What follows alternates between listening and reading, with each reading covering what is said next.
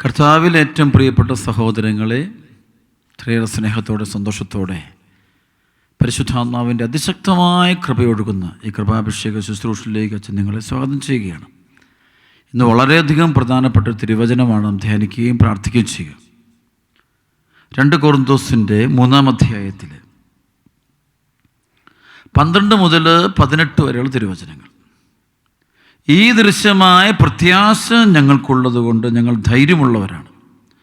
മങ്ങിക്കൊണ്ടിരുന്ന തേജസ്സിൻ്റെ തിരോധാനം ഇസ്രായേൽക്കാർ ദർശിക്കാതിരിക്കാൻ വേണ്ടി മുഖത്ത് മൂടുപടം ധരിച്ച മോശയെപ്പോലല്ല ഞങ്ങൾ. അവരുടെ മനസ്സ് കടുപ്പമേറിയതായിരുന്നു. അവർ പഴയ പ്രമാണം വായിക്കുമ്പോൾ അതേ മൂടുപടം ഇന്നും അവശേഷിക്കുന്നു. എന്തെന്നാൽ ക്രിസ്തുവിലൂടെ മാത്രമാണ് അത് നീക്കപ്പെടുന്നത്. അത് ഇന്നും മോശയുടെ ഗ്രന്ഥം വായിക്കുമ്പോഴെല്ലാം അവരുടെ മനസ്സിൽ ഒരു മൂടുപടം കിടക്കുന്നുണ്ട്. എന്നാൽ ആരെങ്കിലും കർത്താവിലേക്ക് തിരിയുമ്പോൾ ആ മൂടുപടം നീക്കപ്പെടുന്നു. കർത്താവ് ആത്മാവാണ്. കർത്താവിൻ്റെ ആത്മാവുള്ളിടത്ത് സ്വാതന്ത്ര്യമുണ്ട്. കർത്താവിൻ്റെ മഹത്വം കണ്ണാടിയിൽ എന്ന പോലെ മൂടുപടം അണിഞ്ഞാത്ത മുഖത്ത് പ്രതിഫലിക്കുന്ന നാം എല്ലാവരും അവിടുത്തെ സാദൃശ്യത്തിലേക്ക് മഹത്വത്തിൽ നിന്ന് മഹത്വത്തിലേക്ക് രൂപാന്തരപ്പെട്ടുകൊണ്ടിരിക്കുകയാണ്. ഇത് ആത്മാവായ കർത്താവിൻ്റെ ദാനമാണ്.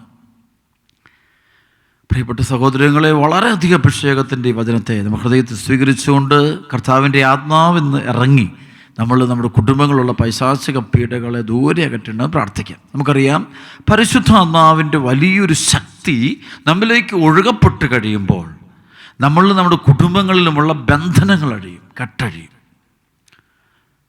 ലൂക്ക 4:18 വചനമുണ്ട്: കർത്താവിൻ്റെ ആത്മാവ് എൻ്റെ മേലുണ്ട്, ദരിദ്രരോട് സുവിശേഷം പ്രസംഗിക്കുവാൻ അവിടെ തന്നെ അഭിഷേകം ചെയ്തിരിക്കുന്നു, ബന്ധിതർക്ക് മോചനം, അന്ധർക്ക് കാഴ്ച, അടിച്ചമർത്തപ്പെട്ടവർക്ക് സ്വാതന്ത്ര്യം, കർത്താവിന് സ്വീകാര്യമായ വത്സരം ഇത് പ്രഘോഷിക്കാൻ അവിടെ തന്നെ അയച്ചിരിക്കുന്നു. അപ്പോൾ കർത്താവിൻ്റെ ആത്മാവാണ് അവിടെ ആ മൂടുപടം മാറ്റുന്നത്, ബന്ധനം അഴിക്കുന്നത്, പൈശാചിക ശക്തികളിൽ നമ്മളെ മോചിപ്പിക്കുന്നത്. അപ്പോൾ പരിശുദ്ധാത്മാവ് നമ്മിലേക്ക് ശക്തിയോടെ ജീവനോടെ ഒഴുകപ്പെട്ട് കഴിയുമ്പോഴാണ് ആ ഒരു ശക്തിയുണ്ട് അത് സംഭവിക്കും.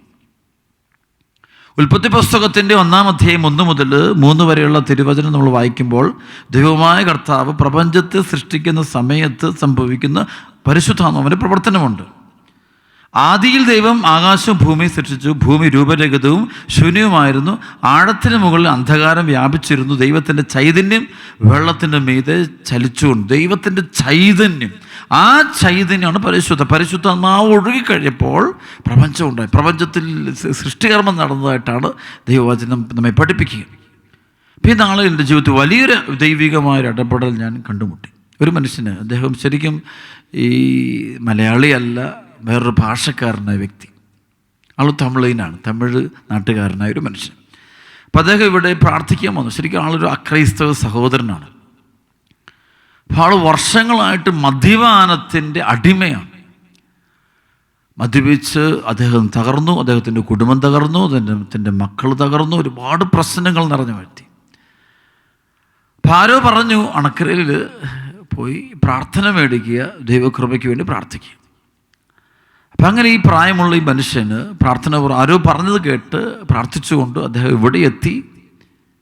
ഇവിടെ വെച്ച് ഇദ്ദേഹം എൻ്റെ അടുത്ത് വന്നു. ഞാൻ ഈ ആളുടെ തലയൊക്കെ വെച്ച് പരിശുദ്ധാത്മാവ് ഈ വ്യക്തിയുടെ മേൽ നിറയാൻ വേണ്ടി തീവ്രമായി ആഗ്രഹിച്ച് വ്യക്തിക്ക് വേണ്ടി പ്രാർത്ഥിച്ചു.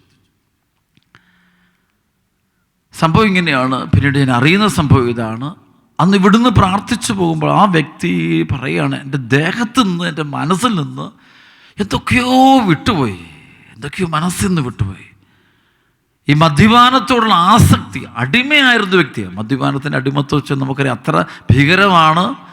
അതിനെ ചികിത്സിച്ചാലോ അല്ലെങ്കിൽ ഉപദേശിച്ചാലോ ഒന്നും അതിൽ നിന്ന് കരകയറാൻ പലർക്കും സാധിക്കത്തുമില്ല. കാരണം അതുപോലത്തെയാണ് എൻ്റെ അവസ്ഥ. അതാണ്.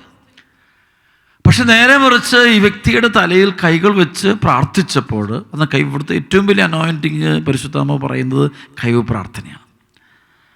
കൈവച്ച് പ്രാർത്ഥിച്ചു കഴിഞ്ഞപ്പോൾ പരിശുദ്ധാത്മാവിൻ്റെ അതിശക്തമായൊരു ഒഴുക്ക് ഈ വ്യക്തിയിൽ സംഭവിച്ചു. അപ്പം അതിൻ്റെ ഫലമായി സംഭവിച്ചത് പറയുന്നു, 1 മാസം കഴിഞ്ഞപ്പോൾ അദ്ദേഹം ഇവിടെ വരുമ്പോൾ വന്നു പ്രാർത്ഥിക്കാൻ വന്നിട്ട് അദ്ദേഹം പറയുകയാണ്, അന്ന് ഇവിടെ നിന്ന് ഇറങ്ങിയ പിന്നെ ഒരിക്കൽ പോലും ഞാൻ മദ്യപിച്ചിട്ടില്ലെന്ന് മാത്രമല്ല, അങ്ങനെയുള്ള ആഗ്രഹം എൻ്റെ ശരീരത്തിൽ നിന്നും മനസ്സിൽ നിന്നും മാറിപ്പോയി. ഭയങ്കര ഫ്രീഡമായി, അദ്ദേഹത്തിന് വീട്ടിൽ സമാധാനമായി, കുടുംബത്തിൽ സമാധാനം, എല്ലാം സ്വസ്ഥമായി. വളരെ സന്തോഷത്തോടെ ഈ തമിഴനായി മനുഷ്യൻ വന്നിട്ട് ഈ ദിവസങ്ങളിൽ ഇവിടെ സാക്ഷ്യപ്പെടുത്തി. എന്നിട്ട് അദ്ദേഹം പറഞ്ഞു, ഞാൻ തുടർച്ചയായിട്ട് ഇവിടെ ആദ്യ ശനിയാഴ്ച ദിവസങ്ങളിൽ ഞാൻ പ്രാർത്ഥനയ്ക്ക് വരും, ധ്യാനം കൂടാൻ വരും, വചനം കേൾക്കാൻ വരും എന്നൊക്കെ പറയുന്നുണ്ട്. അപ്പം എന്താണ് സംഭവിച്ചത്? പരിശുദ്ധാത്മാവ് ഒഴുകുന്നു. പലപ്പോഴും ആളുകൾക്ക് അണക്കരയിൽ ഇവിടെ വന്ന് വചനം കേൾക്കാൻ ആളുകൾ എന്തുകൊണ്ട് വരുന്നു? പലപ്പോഴും ചെയ്യും, ഞാൻ വേറൊന്നുമില്ല, ഇവിടെ കഴിവൊന്നുമല്ല, വചനം പ്രസംഗിച്ചു കൊടുക്കും. പരിശുദ്ധാത്മാവ് ഈ പരിശുദ്ധാത്മാവ് ഒഴുകണം. അങ്ങനൊരു തലമുണ്ട്, അത് സംഭവിക്കണം. അത് സംഭവിക്കുമ്പോഴാണ് അത്ഭുതമുണ്ടാകുന്നത്. ഈശോ കുരിശിൽ മരിക്കുന്ന സമയത്ത് നമുക്കറിയാം, പാറ പിളർന്നു, പ്രേതാലയങ്ങൾ തുറക്കപ്പെട്ടു, ഭൂമി കുലുങ്ങി, ദേവാലയത്തിൽ തിരശ്ശീല രണ്ടായി കീറി എന്നെല്ലാം ദൈവവചനം പറയുമ്പോൾ എപ്പോഴാണ് സംഭവിച്ചത്? ഈശോയുടെ ചങ്കിൽ നിന്ന് ചോരയും ജലവും ഒഴുകുന്ന സമയം പരിശുദ്ധാത്മാവ് വർഷിക്കപ്പെടുമ്പോഴാണ്. പരിശുദ്ധാത്മാവിൻ്റെ പ്രവർത്തനം, അരൂപി ഇറങ്ങുന്ന തലമുണ്ട്. അങ്ങനെ അവിടെ ഒരു പ്രവർത്തന അടയാളമുണ്ട്. പരിശുദ്ധാത്മാവ് ഇറങ്ങുന്ന ജീവിതങ്ങളിൽ അടയാളമുണ്ടാകും, അത്ഭുതമുണ്ടാകും, വിടുതലുണ്ടാകും. ബന്ധനം വഴി സാത്താൻ്റെ ശക്തി വിട്ടുപോകും. അതുകൊണ്ട് ഈശോ പറഞ്ഞത് മത്തായിയുടെ സുവിശേഷം 12:28-29, ദൈവാത്മാവിനാലാണ് ഞാൻ പിശാചുക്കളെ ബഹിഷ്കരിക്കുന്നത് എങ്കിൽ ദൈവരാജ്യം നിങ്ങളുടെ. അതായത് ദൈവാത്മാവിനാലാണെങ്കിൽ അതോടെ ദൈവരാജ്യ അനുഭവത്തിലേക്ക് പ്രവേശിക്കുക. പൈശാച ശക്തികളെ ബഹിഷ്കരിക്കേണ്ടത് ദൈവാത്മാവ് കൊണ്ടാണ്. പിശാചിനെ ബഹിഷ്കരിച്ചാൽ ഇരുവരും പ്രശ്നത്തിലാവും. അതാണ് ചില മന്ത്രവാദികൾ ഒത്തിരി പേരെ ഒരുപാട് പൈശാച ശക്തി ഉപയോഗിച്ചുകൊണ്ട് പല പ്രവർത്തികളും ചെയ്യും. അവസാനം ഇവൻ്റെ കുടുംബം നന്നാക്കണമെങ്കിൽ വലിയ പ്രശ്നമാണ്. കാരണം പിശാചിനെയുമായിട്ട് ഉപയോഗിച്ച് അവസാനം രണ്ടും നശിച്ചു പോകുന്ന അവസ്ഥയിലോട്ട് കാണാൻ പറ്റുമേ. അപ്പോൾ ഇവിടെ ദൈവവചനത്തിൻ്റെ ശക്തി വീണ്ടും നമ്മൾ കേൾക്കുക. ഇങ്ങനെ തലമുണ്ട്, പരിശുദ്ധാത്മാവിൻ്റെ ശക്തി ഒഴുകുന്നൊരു സംഭവം. അതാണ് ആദ്യ പെന്തക്കോസ്ത് നടക്കുമ്പോൾ അപ്പോസ്തലപ്രവർത്തനം 2:1-4 അഗ്നിനാളങ്ങളുടെ രൂപത്തിൽ പരിശുദ്ധാത്മാവ് അവരുടെ മേൽ വന്ന് നിറഞ്ഞു കഴിഞ്ഞപ്പോൾ അവരെല്ലാം ശക്തിപ്പെട്ടു എന്ന് വചനം പറയും. ഈ ഒരു ശക്തി അവരിലോട്ട് ഒഴുകുന്നുണ്ട്, ഫ്ലോ ചെയ്യുന്നുണ്ട്. അതാണ് അപ്പോസ്തലപ്രവർത്തനത്തിൻ്റെ 5:12 അപ്പോസ്തലന്മാരുടെ കരങ്ങളിലൂടെ ജനമധ്യത്തിൽ വലിയ അടയാളങ്ങളും അത്ഭുതങ്ങളും സംഭവിച്ചിരുന്നു എന്ന് തിരുവചനം പറയുക. വീണ്ടും വചനം പറയുന്നുണ്ട്, 15-ാമത്തെ വചനം പറയും, അപ്പോസ്തലപ്രവർത്തനം 5:15, അവർ രോഗികളെ തെരുവീതികളിൽ കൊണ്ടുവന്ന് കിടക്കുകളിലും കട്ടിലുകളിലും കിടത്തിയിരുന്നു. പത്രോസ് കടന്നു പോകുമ്പോൾ അവൻ്റെ നിഴലെങ്കിലും അവരിൽ ഏതാനും പേരുടെ മേൽ നിപതിക്കുന്നതിന് വേണ്ടിയായിരുന്നു അത്. കണ്ടോ, പത്രോസിൻ്റെ നിഴല് പതിക്കുമ്പോൾ നിഴലിൽ പോലും പരിശുദ്ധാത്മാവിൻ്റെ ശക്തിയുണ്ട്. അശുദ്ധാത്മാക്കൾ ബാധിച്ചിരുന്നവരെയും രോഗികളെയും വഹിച്ചുകൊണ്ട് ജനം ജെറുസലേമിന് ചുറ്റുമുള്ള പട്ടണങ്ങളിൽ നിന്ന് വന്നിരുന്നു. എല്ലാവർക്കും രോഗശാന്തി കൊടുക്കുന്നവര് പത്രോസല്ല കൊടുക്കുന്നത്, യോഹന്നാനല്ല, പരിശുദ്ധാത്മാവിൻ്റെ ശക്തിയാണ് ഒഴുകുന്നത്. ഈ പരിശുദ്ധാത്മാവിൻ്റെ തലമുണ്ട്. ഇത് നമ്മൾ പ്രവർത്തിക്കണം. നമ്മൾ പോകുന്ന വഴികളിൽ, നടക്കുന്ന വഴികളിലൊക്കെ പരിശുദ്ധാത്മാവിൻ്റെ അഭിഷേകം നമ്മളിലൂടെ, നമ്മുടെ കരങ്ങളിലൂടെ, നമ്മുടെ പാദങ്ങളിലൂടെ, നമ്മുടെ കണ്ണുകളിലൂടെ, നമ്മുടെ മനസ്സിലൂടെ ഒഴുകുന്ന തല അത് സംഭവിക്കണം. അപ്പം ഇവരെ നിറയുന്നതിന് ഇത് നിറഞ്ഞതുകൊണ്ടാണ് സംഭവിക്കുന്നത്. വീണ്ടും തിരുവചനം പറയുകയാണ്, 2 കൊരിന്തോസിൻ്റെ 3-ാം അധ്യായത്തിൽ പറയുന്നു, കർത്താവ് ആത്മാവാണ്, കർത്താവിൻ്റെ ആത്മാവ് ഉള്ളിടത്ത് സ്വാതന്ത്ര്യമുണ്ട്. അതായത് ഒരാൾ ബന്ധനങ്ങളിൽ നിന്ന് മോചനങ്ങൾ, അരൂപിയുടെ പ്രവർത്തനം. അതാണ് spirit of deliverance set us free. പലപ്പോഴും ഞങ്ങൾ പ്രാർത്ഥിക്കുന്നതാണ്, spirit of deliverance set us free. വിടുതലിൻ്റെ ആത്മാവേ വിടുതൽ തരണമേ, വിമോചനം തരണം, സൗഖ്യം തരണം. കാരണം ഈ പരിശുദ്ധാത്മാവ് വന്നു കഴിയുമ്പോൾ നമുക്ക് വിമോചനം, ആദ്യം നമുക്ക് ബന്ധനം അഴിക്കും, മനസ്സിൻ്റെ ഭാരമെല്ലാം അഴിക്കും, മനസ്സിൻ്റെ കെട്ടഴി. ചിലർക്ക് ഞാൻ തലേക്ക് വെച്ച് പ്രാർത്ഥിക്കുമ്പോൾ അവർ പറയും, അച്ഛൻ ഉള്ളിലുള്ള എല്ലാ വിഷമമൊക്കെ മാറി, ആന്തരിക സൗഖ്യം കിട്ടി, കുടുംബത്തിലെ അസ്വസ്ഥത മാറി, ഞങ്ങളുടെ മനസ്സിൻ്റെ ഭാരം കുറഞ്ഞു, നിരാശ മാറി, അസ്വസ്ഥത മാറി, പൈശാചിക പീഡയെല്ലാം വിട്ടുപോയി. കാരണം എല്ലാം പരിശുദ്ധാത്മാവ് വരുമ്പോൾ പിശാചിനൊന്നും അവിടെ സ്ഥലമില്ല, പ്രവർത്തിക്കാൻ പറ്റില്ല. ഒരാളുടെ ഹൃദയത്തിലേക്ക് പരിശുദ്ധാത്മാവ് ഒഴുകുമ്പോൾ ആ വ്യക്തിയുടെ ഹൃദയത്തിൽ നിന്ന് പിശാച് പോകുന്നു. ഈ ഒഴുകണമെങ്കിൽ എന്ത് വേണം? ഒഴുകണമെങ്കിൽ തുറക്കണം. നമുക്കറിയാം, ഹൃദയം തുറന്നിരുന്നാലേ, തുറക്കുന്നത് വിശ്വസിച്ചാലേ പറ്റുള്ളൂ. വിശ്വാസത്തോടെ നിൽക്കണം, പ്രാർത്ഥിച്ചുകൊണ്ട് നിൽക്കണം. വിശ്വാസമെന്ന് വലിയ പുണ്യത്തിൽ നിന്നുകൊണ്ടാണ് ഈ കൃപകളെല്ലാം നമ്മൾ അതുകൊണ്ടാണ് എബ്രായ ലേഖനത്തിൻ്റെ 11-ാം അധ്യായത്തിൽ 6-ാമത്തെ വചനം പറയും, വിശ്വാസമില്ലാതെ ദൈവത്തെ പ്രസാദിപ്പിക്കുക സാധ്യമല്ല. ദൈവസന്നിധിയിൽ ശരണം പ്രാപിക്കുന്ന ഒരു ദൈവമുണ്ടെന്നും തന്നെ അന്വേഷിക്കുന്നവർക്ക് അവിടുന്ന് പ്രതിഫലം നൽകുന്നുണ്ടെന്നും വിശ്വസിക്കണം. വിശ്വാസത്തിലൂടെ സ്വീകരിക്കുന്നത് ഫെയ്ത്ത് വേണം അവിടെ. അതെന്നെ തിരുവചനത്തിൽ റോമാലേഖനത്തിൽ 4-ാമത്തെ അധ്യായത്തിൽ പറയുന്നുണ്ട്. അബ്രാഹത്തിൻ്റെ വിശ്വാസം, അതിലൂടെയാണ് അബ്രാഹത്തിന് വൃദ്ധനായ വാർദ്ധക്യത്തിൽ കഴിയുന്ന അബ്രാഹത്തിനും അതുപോലെ തന്നെ സാറയ്ക്കും അവർക്ക് ഒരു കുഞ്ഞിനെ ലഭിക്കുന്നത് ഫെയ്ത്ത്. ദൈവവചനത്തിന് ഹൃദയം തുറന്നിരിക്കുക. തുറക്കുമ്പോഴാണ് സംഭവിക്കുന്നത്. പരിശുദ്ധാത്മാവിൻ്റെ പ്രവർത്തനം ഉണ്ടാകുന്നത്. ആ ശക്തി വിശ്വസിക്കുമ്പോഴാണ്, വചനത്തെ കണ്ണുപൂട്ടി വിശ്വസിക്കുമ്പോഴാണ്. ലുക്കാ 1:38 പരിശുദ്ധ അമ്മ ചെയ്യുന്നതുപോലെ പിതാ കർത്താവിന് ദാസി നിന്റെ വചനം പോലെ നിറവേറട്ടെ. റോമാലേഖനത്തെ 4:19-20 വചനം പറയും, 100 വയസ്സായ തൻ്റെ ശരീരം മൃതപ്രായമായിരിക്കുന്നെന്നും സാറായുടെ ഉദരം വന്ധ്യമാണെന്നും അറിയാമെന്നിട്ടും അവൻ്റെ വിശ്വാസം ദുർബലമായില്ല. വിശ്വാസമില്ലാത്തവനെ പോലെ ദൈവത്തിൻ്റെ വാഗ്ദാനത്തിന് എതിരായിട്ട് അവൻ ചിന്തിച്ചില്ല, മറിച്ച് അവൻ വിശ്വാസത്താൽ അവൻ ശക്തി പ്രാപിച്ചു. വാഗ്ദാനം നിറവേറ്റാൻ ദൈവത്തിന് വചനത്തിൽ വാഗ്ദാനം നിറവേറ്റാൻ ദൈവത്തിന് കഴിയുമെന്ന് അവന് ഉത്തമ ബോധ്യമുണ്ട്. അപ്പോൾ ഫെയ്ത്ത് ഉണ്ട്. ഫെയ്ത്ത് പ്രിയപ്പെട്ട സഹോദരങ്ങളെ, അപ്പോൾ ഈ പരിശുദ്ധാത്മാവിനെ നേടുന്ന വഴിയാണ് വിശ്വാസത്തിൻ്റെ വഴി. ഈശോ കർത്താവാണെന്ന് വിശ്വസിക്കുന്ന സംഭവം. അപ്പോൾ പരിശുദ്ധാത്മ ഒടുക്കുന്നതാണ്. അപ്പോൾ അവിടെയാണ് അനുദപിക്കുന്നതൊക്കെ. വിശ്വസിക്കുമ്പോഴാണ് അനുതാപം. അവിടെ പരിശുദ്ധാത്മ കടന്നു വരിക. അപ്പോൾ ദൈവം ആത്മാവാണ്. ദൈവത്തിൻ്റെ ആത്മാവുള്ളിടത്ത് സ്വാതന്ത്ര്യമുണ്ട്, ഫ്രീഡമുണ്ട്. പിടിച്ചു പൂട്ടുന്നൊന്നുമില്ല. എല്ലാം കെട്ടിയിട്ട് ഇന്ന് മുഴുവൻ കുടുംബങ്ങളെല്ലാം കെട്ടിയിട്ടിരിക്കുക. അസ്വസ്ഥതയാണ്, തിന്മ കയറി പിടിക്കുക. അടിമത്തം ഉണ്ടാകുന്നതുകൊണ്ടാണ്. മദ്യപാനത്തിന് അടിമത്തം, അല്ല പുകവലിക്ക് അടിമത്തം, അഹങ്കാരത്തിന് അടിമത്തം, മരണത്തിന് അടിമത്തം, നിരാശയ്ക്ക് അടിമത്തം, ധനമോഹം. പരിശുദ്ധാത്മാവ് നിറയാത്തതുകൊണ്ടാണ് ഇതിൻ്റെയൊക്കെ അടിമകളായിട്ട് പോകുന്നത്. ലോകാരൂപികളുടെ അടിമകളായി തീരുന്നതിൻ്റെ കാരണം പരിശുദ്ധാത്മ അഭിഷേകം നഷ്ടപ്പെട്ടു പോകുന്നുണ്ട്. അതുകൊണ്ട് പ്രിയപ്പെട്ട സഹോദരൻ, ഇന്ന് അച്ഛനെ പറഞ്ഞത് ദൈവമാത്മാവാണ്. ദൈവത്തിൻ്റെ ആത്മാവ് ഉള്ളിടത്ത് സ്വാതന്ത്ര്യമുണ്ട്. അപ്പോൾ നീ സ്വതന്ത്രനാകണമെങ്കിൽ, ഫ്രീഡം അനുഭവിക്കണമെങ്കിൽ, യഥാർത്ഥമായി സ്വാതന്ത്ര്യത്തിൻ്റെ മകനും മകളുമായിട്ട് നീ മാറണമെങ്കിൽ നീ പരിശുദ്ധാത്മാവിനോട് നിരന്തരം പ്രാർത്ഥിക്കണം. അവിടെ പറയുന്നുണ്ട്, തിരുവചനം പറയുകയാണ് 2 കൊരിന്തോസിൽ, അതായത് മോശയുടെ ഗ്രന്ഥം, അതായത് നിയമഗ്രന്ഥങ്ങൾ വായിക്കുമ്പോഴും ഇപ്പോഴും അവിടെ മഹത്തൊരു മൂടുപടം. ഒരുപാട് പേർ വചനം ഗ്രഹിക്കാൻ പറ്റുന്നില്ല. അച്ഛോ, സുവിശേഷ വചനം ഗ്രഹിക്കാൻ പറ്റുന്നില്ല. കാരണം തുറന്ന് അവിശ്വാസം. ശരിക്കും എന്താണ് ഇന്ന് ലോകത്ത്? വിശ്വാസം കളയുന്നു, നമ്മുടെ ഫെയ്ത്ത് കളയുകയാണ്. പഠനങ്ങളും വായനകളും ഗ്രന്ഥങ്ങളും ആളുകളും യുക്തിവാദികളും ദൈവജ്ഞന്മാരും ഫരീസയരും ലോകത്തിൻ്റെ ആളുകളും ഫെയ്ത്തുകളെ വാതിലടക്കുക. ദൈവത്തെ സ്വീകരിക്കുക, വാതിലടക്കുകയാണ് നമ്മളെല്ലാവരും. ഈശോ അത് മാറണം. ദൈവവചനം കേൾക്കാൻ ഹൃദയം തുറക്കാനുള്ള കൃപ തുറന്നു കഴിയുമ്പോഴാണ് ഈശോ നമ്മുടെ ഉള്ളിലേക്ക് വരുന്ന അനുഭവം, പരിശുദ്ധാത്മ വരുന്ന അനുഭവം. അപ്പോഴാണ് ഈ മൂടുപടം മാറുന്നത്.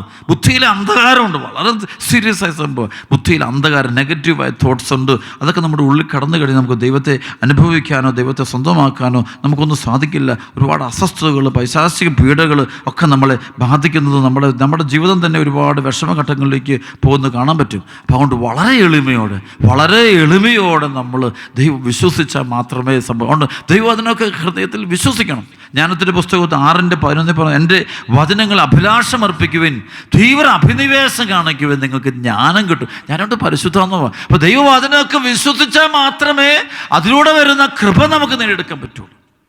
ദൈവവചനത്തെ വിശ്വസിക്കണം. വിശ്വസിച്ചുകൊണ്ട് മുന്നോട്ട് പോകുമ്പോഴാണ് അവിടെ അത്ഭുതങ്ങളോ രോഗശാന്തികൾ, വിടുതലുകൾ, അനുഭവങ്ങളൊക്കെ നമുക്ക് നേടുന്നത്. നേരെ മറിച്ച് നമ്മൾ വിശ്വസിക്കുന്നില്ലേ, നമുക്കതൊട്ടും അനുഭവിക്കാനായിട്ടോ സ്വന്തമാക്കാനായിട്ടോ കർത്താവിൻ്റെ മാർഗത്തിൽ വ്യാപരിക്കാനായിട്ടോ നമുക്ക് ഒരിക്കലും സാധിക്കുകയില്ല. അവിടെ പ്രിയപ്പെട്ട സഹോദരങ്ങൾ, വീണ്ടും പറയുന്നു, ദൈവത്തിൻ്റെ പരിശുദ്ധാത്മാവ് നമ്മിലേക്ക് ഒഴുകി ഇറങ്ങിക്കഴിയുമ്പോൾ നമ്മൾ ശക്തി പ്രാപിക്കുക. അങ്ങനെ പരിശുദ്ധാത്മാവിൻ്റെ ശക്തി കൊണ്ടാണ് അപ്പോസ്തലന്മാർ യാത്ര ചെയ്യുന്നത്. അപ്പോൾ അവർ പോകുന്ന വഴി സുവിശേഷം പ്രസംഗിക്കുന്നുണ്ട്. എല്ലാവർക്കും പരിശുദ്ധാത്മാവിനെ കൊടുക്കുക. അവിടെ പൈശാചത്തിൽ വിട്ടുപോകുന്നു, അന്ധകാരം വിട്ടുപോകുന്നു, രോഗങ്ങൾ വിട്ടുപോകാറ്, അത്ഭുതങ്ങൾ ഉണ്ടാകുന്നു. അപ്പോൾ അവർ ദൈവത്തെ കണ്ടുമുട്ടുന്നു, യുദ്ധത്തിനായി ഈശോയെ കണ്ടുമുട്ടുന്നു. ഇന്ന് ഈശോ ജീവിക്കുന്നവനാണ് നമുക്ക് തിരിച്ചറിയുന്നു. അപ്പോൾ അവർ ഒരുമിച്ച് കൂടും, ദൈവത്തെ സ്തുതിക്കുന്നു, മഹത്വപ്പെടുന്നു, ആരാധിക്കുന്നു. അങ്ങനെ പുതിയൊരു ജീവിതം തന്നെ ആരംഭിക്കുക, വലിയ ദൈവിക ഇടപെടൽ അനുഭവിക്കുക. അപ്പോൾ ഈ അത്ഭുതങ്ങൾ സംഭവിക്കട്ടെ, അടയാളങ്ങൾ സംഭവിക്കും. ഞാൻ ഓരോ അത്ഭുതങ്ങളും രോഗശാന്തികളൊക്കെ സംഭവിക്കുമ്പോൾ കാണുമ്പോൾ അറിയാം അത് നമ്മളല്ല, പരിശുദ്ധാത്മാവ് പ്രവർത്തിക്കുന്നുണ്ടോ. പത്രോസ് നടന്നു പോകുമ്പോൾ അവൻ്റെ നിഴലെങ്കിലും പതിച്ചാൽ മതി എന്ന് കരുതിക്കൊണ്ട് ആളുകൾ രോഗികളെ കൊണ്ടുവന്ന് വഴിയിൽ തെരുവുകളിൽ കിടത്തിയിരുന്നു. പത്രോസ് നടന്നു പോകുമ്പോൾ അത്രമാത്രം പത്രോസിൽ പരിശുദ്ധാത്മാവ് നിറഞ്ഞിരുന്നു. പരിശുദ്ധാത്മാവ് ശക്തി ഒഴുകിക്കൊണ്ടുവന്നു. ഇതൊരു സംഭവം നോക്കിയേ, ആ പരിശുദ്ധാത്മാവ് ശക്തി ഒഴുകുക. ശരിക്കും ഈ പരിശുദ്ധാത്മാവ് എവിടുന്നാണ് വരുന്നത്? ശരിക്കും ഈശോയുടെ ഹൃദയത്തിൽ ഈശോ മരിച്ചു കഴിഞ്ഞപ്പോൾ, ഈശോ നമ്മുടെ പാവങ്ങൾക്ക് പരിഹാരം ബലി അർപ്പിച്ച് കഴിഞ്ഞപ്പോൾ ഈശോയുടെ ചങ്കിൽ നിന്ന് ഒഴുകുന്ന ചോരയും ജലമുണ്ട്. അതാണ് പരിശുദ്ധാത്മാവ്. ആ ജലം പരിശുദ്ധമാണ്. ആ പരിശുദ്ധാത്മാവ് ശരിക്കും അതിന് പൂർണ്ണതയിലാണ് ഇവർ പെന്തക്കോസ്ത് അദ്ദേഹത്തിൽ അനുഭവിക്കുന്നത്, സ്വന്തമാക്കുന്നത്, ഇവരിലേക്ക് പ്രവേശിക്കുന്നത്. ആ രൂപി ഇവർ നിറഞ്ഞു കഴിഞ്ഞപ്പോൾ ഇവർ പോകുന്ന വഴിയിൽ ഈശോ ചെയ്ത അതേ പ്രവർത്തികൾ ഇവർ ചെയ്യുകയാണ്. ഈശോ ചെയ്ത അതേ പ്രവൃത്തി, മരിച്ചവരെ ഉയർപ്പിക്കുന്നു, രോഗികൾ സുഖപ്പെടുന്നു, ദൈവരാജ്യം പ്രസംഗിക്കപ്പെടുന്നു. അതൊന്നും ഇവരുടെ കഴിവല്ല, ഇവർ പരിശുദ്ധാത്മാവ് പ്രവർത്തിച്ചു തന്നിട്ട്. ഇവരാകെ ചെയ്തത് അവർ ഈശോയിൽ വിശ്വസിച്ചു. അതല്ലേ യോഹന്നാൻ 11:40 നമ്മളെപ്പോഴും പറയുന്ന പോലെ, വിശ്വസിച്ചാൽ നീ ദൈവമഹത്വം കാണും, വിശ്വാസം വേണമെന്ന് പറയും, വിശ്വസിക്കാൻ പറയും. അതുകൊണ്ടാണ് റോമാലേഖനത്തിൻ്റെ 10:8-9 അഖിലേശു കർത്താവാണെന്ന് അധരം കൊണ്ട് ഏറ്റുപറയുകയും ദൈവനെ മരിച്ചു നിർപ്പിച്ചു നീ വിശ്വസിക്കണം, വിശ്വസിച്ചാൽ മാത്രമേ സംഭവിക്കുള്ളൂ, വിശ്വാസമാണ് വേണ്ടത്. അടുത്തൊരു എഫേസസ് 2:8-9 വിശ്വാസം വഴി കൃപയാലാണ് നിങ്ങൾ രക്ഷപ്പെട്ടത്, നേടിയെടുത്തതല്ല, ദൈവത്തിൻ്റെ ദാനമാണെന്ന് പറയേ. നല്ല വിശ്വാസം വേണമെന്ന് പറയും. എബ്രായ ലേഖനത്തിൻ്റെ 11:1 പറഞ്ഞ വിശ്വാസം എന്നത് പ്രത്യാശിക്കുന്നത് ലഭിക്കുമെന്ന ഉറപ്പും കാണപ്പെടാത്തവയുണ്ട് എന്നുള്ള ബോധ്യമാണ്. ഇതുമൂലമാണ് പൂർവികന്മാർ അംഗീകാരത്തിന് കാരണമായി തീർന്നത്, അർഹരായി തീർന്നത്. അപ്പം വിശ്വാസം എന്നൊരു മേഖല, ഫെയ്ത്ത് ഉണ്ട്, ഉള്ളിൽ ദൈവമുണ്ടെന്നുള്ള വിശ്വാസം അവരെ അടിത്തറ. ഈശോ ദൈവമാണ്, ഈശോ കർത്താവാണെന്നുള്ള ഫെയ്ത്ത് ഉണ്ട്. ആ ഫെയ്ത്തിലൂടെ കൃപ ഇങ്ങനെ ഒഴുകുന്ന കാണാൻ പറ്റുമേ. അപ്പോൾ ഈ കൃപ ഒഴുകണമെന്നുണ്ടെങ്കിൽ പരിശുദ്ധാത്മാവിലേക്ക് ഒഴുകണം. നമ്മൾ ഈശോ വിശ്വസിച്ച് കണ്ണും പൊട്ടി ആ കർത്താവിൻ്റെ ആസ്യം എന്ന് പറഞ്ഞ് വിശ്വസിക്കണം. ലൂക്ക 1:45 പറഞ്ഞല്ലേ, അതായത് പറയുമ്പോൾ പരിശുദ്ധ അമ്മയോട് എലിസബത്ത് പറയുകയാണ്, ദൈവം അരുളി ചെയ്ത കാര്യങ്ങൾ നിറവേറുമെന്ന് വിശ്വസിച്ചവൾ ഭാഗ്യവതി. വിശ്വാസം നിൽക്കുകയാണ്. അപ്പം ഇന്ന് വചനം കേട്ടുകൊണ്ടിരിക്കുമ്പോൾ നിൻ്റെ ജീവിതത്തിലേക്ക്, നിൻ്റെ കുടുംബത്തിലേക്ക് പരിശുദ്ധാത്മാവ് കടന്നു വരട്ടെ. അപ്പോഴാണ് അന്ധകാരം മാറുന്നത്. മക്കൾ മാനസാന്തരപ്പെടും. ശരിക്കൊരു പ്രാർത്ഥന കിട്ടിയാൽ മതി, അവന് പൂർണ്ണമായ മാനസാന്തരം ഉണ്ടാവും. ജീവിത പങ്കാളി മാനസാന്തരപ്പെടും ആ വ്യക്തിയിലേക്ക് പരിശുദ്ധാത്മാവ് ഒഴുകിക്കഴിഞ്ഞാൽ. പക്ഷേ വിശ്വാസം ഇല്ലെങ്കിൽ ഒന്നും നടക്കില്ല. നമുക്കറിയാം, ഈശോ കപ്പർനാമിൽ പോയിട്ട് ഒരിക്കൽ സുവിശേഷം പ്രസംഗിക്കുമ്പോൾ പറയുന്നുണ്ട്, ഒരത്ഭുതവും പ്രവർത്തിക്കാൻ പോലും അവന് പറ്റിയില്ല. അതിനെക്കുറിച്ച് വചനം പറഞ്ഞത്, അവരുടെ വിശ്വാസരാഹിത്യം നിമിത്തം അവരുടെ ഇടയിൽ ഒന്നും ചെയ്യാൻ പറ്റിയില്ല. അവരുടെ വിശ്വാസരാഹിത്യം നിമിത്തം അവരുടെ ഇടയിൽ അവനൊന്നും ചെയ്യാൻ പറ്റിയില്ല. അതായത് ചില സമയത്ത് കാണാൻ പറ്റൂതേ, അതായത് വിശ്വാസക്കുറവ് മൂലം അവർക്കൊതുക്കി പറ്റിയില്ല. പരിശുദ്ധാത്മാവിന് അവരുടെ, അതിൻ്റെ അർത്ഥം എന്താ, പരിശുദ്ധാത്മാവിന് അവരുടെ ഇടയിൽ പ്രവർത്തിക്കാൻ പറ്റിയില്ല. കാരണം അവരുടെ വിശ്വാസരാഹിത്യം നിമിത്തം, അവരുടെ അഹങ്കാര നിമിത്തം, കഠിന ഹൃദയ നിമിത്തം, ദൈവത്തെ അവർ അവിശ്വസിച്ചതുകൊണ്ട്, തിരസ്കരിച്ചതുകൊണ്ട്. അതുകൊണ്ട് വചനം സ്വീകരിക്കുക. അതിന് കാരണം പറയുന്നുണ്ട്, പല കാരണം കൊണ്ട് അവർ വിശ്വസിക്കാത്തതിൻ്റെ കാരണം അവരുടെ ധനമോഹം, അഹങ്കാരം, പാപത്തോടുള്ള ബന്ധം, യുക്തിചിന്തകൾ, അഹങ്കാരം, സ്ഥാനമാനം, അങ്ങനെ പല തിന്മകൾ അവർ നിന്നുകൊണ്ടാണ് ദൈവത്തെ വിശ്വസിക്കാൻ പറ്റാതെ പോകുന്നത്. ശരിക്കും അവർ ഈശോയ്ക്ക് പ്രവർത്തിക്കാൻ, പരിശുദ്ധാത്മാവിന് അവരിലേക്ക് പ്രവർത്തിക്കാൻ പറ്റുന്നില്ല. ഒരു ധനവാനുണ്ട്, അവന് ഈശോയുടെ അടുത്ത് വന്ന് പറയുന്നുണ്ട്. ലൂക്കാ സുവിശേഷത്തിൻ്റെ 18-ാം അധ്യായത്തിൻ്റെ 18 മുതൽ 30 വരെയുള്ള വചനം വായിക്കുമ്പോൾ പറയുന്നുണ്ട്, നല്ലവനായ ഗുരു രക്ഷ പ്രാപിക്കാൻ എന്തൊക്കെ ചോദിക്കുന്നുണ്ട്. അപ്പോൾ ഈശോ പറയുന്നുണ്ട്, ദൈവമല്ലാതെ വേറെ നല്ലവനല്ല. അതിനുശേഷം കൽപ്പനകൾ പാലിക്കും. ഈശോ പറഞ്ഞു, നീ നിനക്ക്, അപ്പം പറഞ്ഞു, ഞാൻ ചെറുമ്പോലെല്ലാം അനുസരിക്കുക. അപ്പോൾ ഈശോ പറഞ്ഞു, പോയി നിനക്കുള്ള മുഴുവൻ പറ്റുന്ന ഇത് പാവങ്ങൾക്ക് കൊടുക്കുക. അവൻ പറയുന്നുണ്ട്, ചെറുപ്പം മുതലേ അത് അവൻ അംഗീകരിക്കുന്നില്ല, അവൻ തിരിച്ചു പോവുകയാണ്. കാരണം ആ ധനവാന് അപ്പം പറ്റുന്നില്ല. അപ്പോൾ അവനിലേക്ക് ആ പരിശുദ്ധാത്മാവിന് പ്രവേശിക്കാൻ പറ്റുന്നില്ല. ധനമോഹമുള്ള ആ വ്യക്തിയിലേക്ക് അരൂപിക്ക് കടന്നു ചെല്ലാൻ പറ്റുന്നില്ല. നമുക്കറിയാം, ലാസറിൻ്റെ കുഴിമാടത്തിൻ്റെ മുമ്പിൽ ഈശോ നിൽക്കുമ്പോൾ അവിടെ വലിയൊരു പാറക്കഷ്ണം അല്ലേ, കുഴിമാടത്തിൻ്റെ വാതിലായിട്ട് വെച്ചിരിക്കുന്ന വലിയ കല്ല്, ആ കല്ലെടുത്ത് മാറ്റാൻ പറയാം. അപ്പോൾ അത് ശരിക്കും അവിശ്വാസം ഒരു പാറ പോലെയാണ്. അത് ബ്ലോക്ക് ചെയ്യും, ദൈവാനുഗ്രഹങ്ങളെ ബ്ലോക്ക് ചെയ്യും. പരിശുദ്ധാത്മാവിന് കടന്നു വരാൻ പറ്റുന്നില്ല അവിടെ. അപ്പോൾ അത്ര ഹൃദയ ജീവിതങ്ങൾ, ലോകത്ത് ഒരുപാട് ജീവിതങ്ങൾ രക്ഷപ്പെടാത്തത് അവർ ദൈവത്തിൽ വിശ്വസിക്കാത്തതുകൊണ്ടാണ്, ഈശോയിൽ വിശ്വസിക്കാത്തതുകൊണ്ടാണ്, ഈശോ രക്ഷകനെ കർത്താവോട് ഏറ്റു പറയാത്തതുകൊണ്ടാണ്, ഈശോ അംഗീകരിക്കാത്തതുകൊണ്ട്, ഈശോ തലകൊടിക്കാത്തതുകൊണ്ടാണ്, ജീവിതം തുറന്നു കൊടുക്കാത്തതുകൊണ്ടാണ്, എല്ലാ സ്വരങ്ങളും കേൾക്കുന്നു. അത് സംശയമാണ് അവരിൽ, അവർ എതിരിടുന്നു, എതിർപ്പ് കാണിക്കുന്നു. നമുക്ക് പ്രാർത്ഥിക്കാം. ഇന്ന് ഈശോയുള്ള വിശ്വാസത്തിൻ്റെ ഫലമായി നിങ്ങളുടെ കുടുംബങ്ങൾക്ക് പരിശുദ്ധം വരട്ടെ. ഈ പ്രാർത്ഥനയിൽ പങ്കെടുത്തുകൊണ്ടിരിക്കുമ്പോൾ, ഈ ആരാധനയിൽ പങ്കെടുത്തുകൊണ്ടിരിക്കുമ്പോൾ നിന്റെ കുടുംബത്തിലും വലിയ മാനസാന്തരങ്ങൾ, വലിയ സൗഖ്യങ്ങൾ, രക്ഷാകരമായ ദൈവത്തിൻ്റെ ഇടപെടൽ സംഭവിക്കട്ടെ എന്ന് വെച്ച് പ്രാർത്ഥിക്കുന്നു. എല്ലാവരും വേണ്ടി കർത്താവിൻ്റെ പരിശുദ്ധാത്മ ഇറങ്ങി വരട്ടെ. ബന്ധനമായിട്ട് കർത്താവ് ആത്മാവാണ്, ദൈവം ആത്മാവാണ്. ദൈവത്തിൻ്റെ ആത്മാവുള്ളിടത്ത് സ്വാതന്ത്ര്യമുണ്ട്. ദൈവാത്മാവുള്ള കുടുംബത്തിൽ സന്തോഷമുണ്ട്, ആനന്ദമുണ്ട്, സമാധാനമുണ്ട്. പൈശാചിക ശക്തികളുടെ നിറഞ്ഞ ഹൃദയങ്ങളുള്ള സ്ഥലങ്ങളിൽ അസ്വസ്ഥതയാ, ഭിന്നതയാ, ഐക്യമില്ല, സ്നേഹമില്ല, കൂട്ടായ്മയില്ല, പ്രാർത്ഥനയില്ല, മൂടുപടമാണ്. എല്ലാവരും മൂടുപടം വെച്ചാണ് ജീവിക്കുന്നത്. രണ്ട് മുഖങ്ങളാണ് എൻ്റെ. കാരണം പരിശുദ്ധാത്മാവ് നിറയാത്തവന് രണ്ട് മുഖമാണ്. നമുക്ക് പ്രാർത്ഥിക്കാൻ. ദൈവത്തിൻ്റെ ആത്മാവേ, പരിശുദ്ധാത്മാവേ, ഈ സമയം, ഈ ശുശ്രൂഷ സമയത്ത്, ഈ ആരാധന സമയത്ത് അതിശക്തമായിട്ട് ഞങ്ങൾ പ്രവർത്തിക്കണമേ, അനുഗ്രഹിക്കണമേ. ആമേൻ.